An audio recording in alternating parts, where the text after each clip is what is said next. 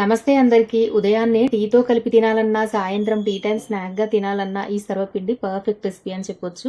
తెలంగాణ టేస్ట్ని ఎలాగైనా ఒకసారి ట్రై చేయాలనుకునే వారికి ఇది బెస్ట్ రెసిపీ అనమాట. తప్పనిసరిగా ట్రై చేయండి. ఈరోజు మనం తెలంగాణ స్టైల్లో రుచుల్లో ప్రత్యేకమైన వంటకం సర్వపిండి తయారు చేయబోతున్నాం. బయట కరకరలాడుతూ లోపల సాఫ్ట్గా ఉడికినట్టు ఉండే ఈ స్పెషల్ రెసిపీ ఒక్కసారి తింటే మళ్ళీ మళ్ళీ తినాలనిపిస్తుంది. మరి ఇంకెందుకు లేటు, మన తెలంగాణ స్టైల్లో సర్వపిండి ఎలా తయారు చేసుకోవాలో చూసేద్దాం రండి. మరి ఇంకా ఈ వర్షాకాలంలో వేడి వేడిగా చేసుకుని తింటే మాత్రం చాలా చాలా అద్భుతంగా ఉంటుందన్నమాట. ఇంకా వర్షాకాలం వచ్చిందంటే చాలు ఇలా బియ్యం పిండి అయితే నేను రెడీగా స్టాక్ అయితే పెట్టేసుకుంటాను. ఖచ్చితంగా 2-3 కిలోలు పట్టించి పెడతాను. ఇప్పుడు మనం సర్వపిండి తయారు చేసుకోవడానికి బియ్యం పిండి తీసుకోవాలి.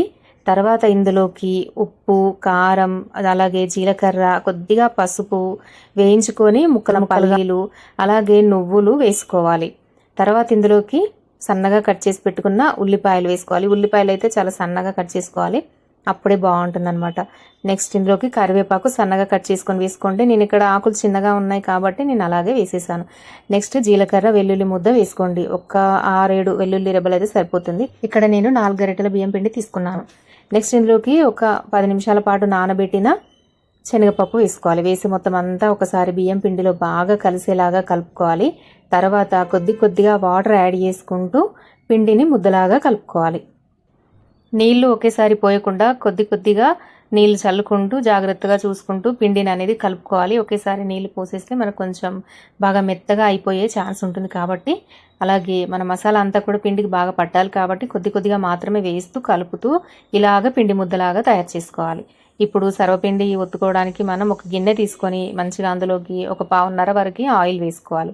వేసి ఈ ఆయిల్ అంతా కూడా మంచిగా గిన్నెకి అడుగు భాగం అంతా స్ప్రెడ్ చేసుకోవాలి. ఇప్పుడు కొంచెం పిండి ముద్దను తీసుకోవాలి. ఎంతైతే గిన్నెకి పడుతుందో పిండి అంత పిండి ముద్దను తీసుకుంటే సరిపోతుంది.